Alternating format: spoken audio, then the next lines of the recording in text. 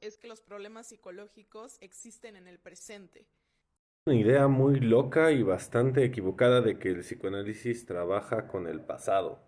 Es que no hay forma más estúpida de explicar qué hace el psicoanálisis. Y estoy de acuerdo con lo que plantea la autora en el video que vieron al inicio. Todo problema de un ser humano le ocurre en el presente. De hecho, solo podemos trabajar con lo que está ocurriendo en ese momento. Todos. Creer que la asociación libre es recordar es un error. Que entonces lo que estaríamos haciendo sería un ejercicio histórico, una anamnesis, y eso no alcanza. Cuando una persona llega a contar una historia, es bien importante que un analista dé cuenta de cuál es la escena que le están relatando. Como en el teatro, cuáles son los personajes, cuáles son las acciones, cuáles son las posiciones de los personajes con respecto de los otros personajes, cuáles son las intenciones de los personajes, qué es lo que cada uno persigue, qué es lo que cada uno está entendiendo. Por eso cada vez que llega alguien al consultorio y dice, bueno, es que vengo porque terminé con mi pareja, es que vengo porque tengo ansiedad, es que, no sé, la razón que sea, la primera pregunta que habrá que hacerle es, bueno, sí, pero cuénteme, ¿cómo es que eso le ocurre a usted? ¿Cómo, cuándo, dónde, por qué, para qué? Y entonces con toda esa información, ubicar cuál es el lugar del sujeto, qué papel está jugando en esa escena, qué es lo que otros le demandan, cuáles son los ideales en juego, qué es lo que está buscando la persona conseguir, cuáles son los objetos importantes en la escena, los desenlaces y aún más importante, cómo es que esa historia está contada. Y ahí es donde vienen las intervenciones sobre el significante, dígase ese elemento del discurso que está narrado, que viene a representar a ese sujeto para el resto de los elementos del discurso. Algo que apunta a su ser, a su imagen, a su forma de existir. Son esas intervenciones y esas puntuaciones que tienen que ver con la historia presente las que pueden convocar recuerdos. Y entonces la persona empieza a hablar de su historia, de cómo es que empezó a entender el mundo de determinada manera, de las cosas que el resto de las personas que la rodeaban le dijeron, de experiencias que le terminaron marcando de manera radical y dándole un aprendizaje específico sobre ciertas cosas. Alcanza con saber cuáles son las causas históricas de algo que ocurre para que ese algo se resuelva. De ninguna forma. Es más, en la interpretación de los sueños, si lo que quieren es una cita, Freud dice que antes creían que alcanzaba con que la persona trajera los elementos inconscientes a la conciencia para que su síntoma se resolviera y que ese era un error ya superado. Si quieren la cita, pónganlo en los comentarios.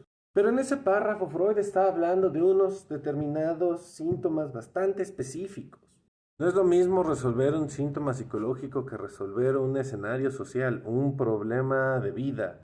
Bancarte las consecuencias de ir en contra de los ideales de tu contexto social o familiar con tal de poder hacer aquello que te llena de vida. Jugártela por un amor, una apuesta en lo educativo, en lo laboral, mudarte, declararte sensualmente, salir del closet, pintarte el cabello, etcétera.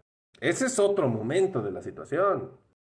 Se suele decir en la licenciatura esta definición de síntoma que es una formación de compromiso entre dos fuerzas que buscan una satisfacción contraria. Esto es, un síntoma es una forma de resolver un problema que se estableció en algún momento y que después se viene a repetir, pero que ahora no resuelve nada.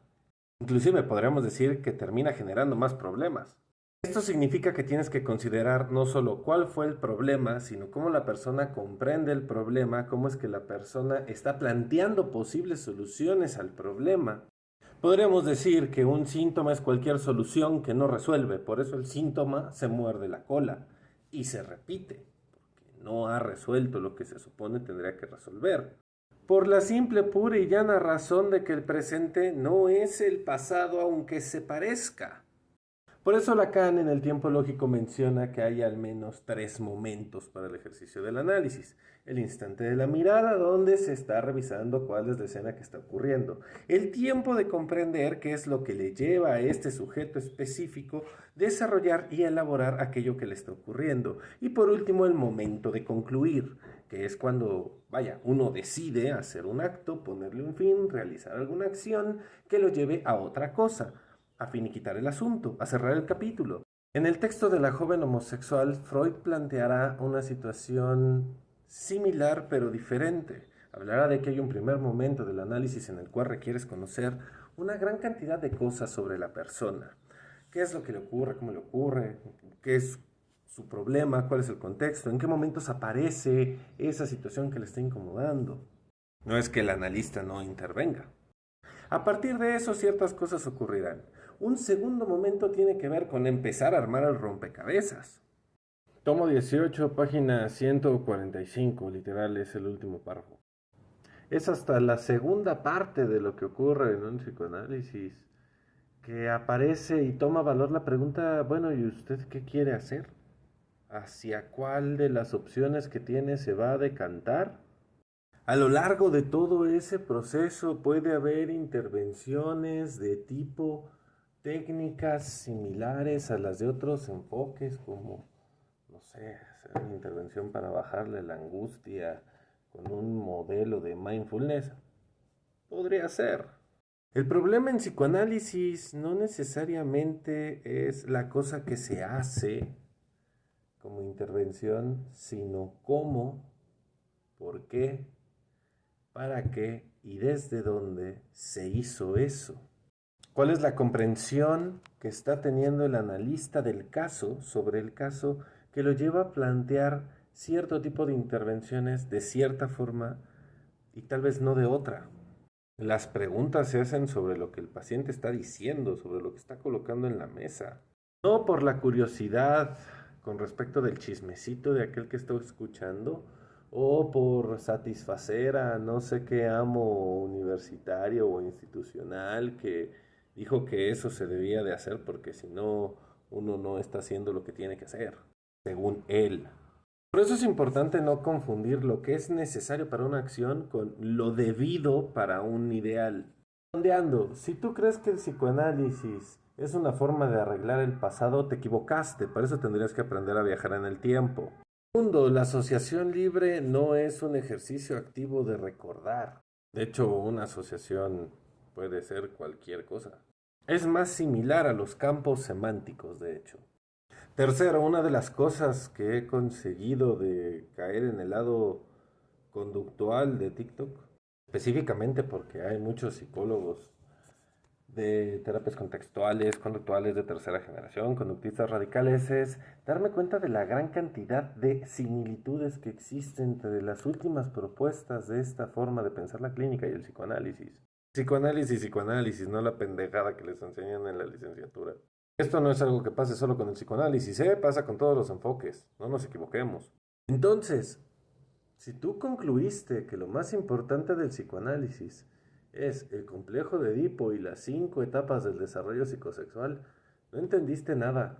Estás olvidando considerar la forma en la cual concibe la manera de creación del pensamiento, la manera de creación del sujeto, cómo es que está entendiendo la creación de necesidades, la diferencia entre necesidad, pulsión, deseo, la relación con los otros, que el psicoanálisis es siempre una forma de pensar el lazo con otros, y que la intervención siempre debe de estar apuntada a la vida, para que la historia y el pasado no sean solo cárcel y condena. Saludos.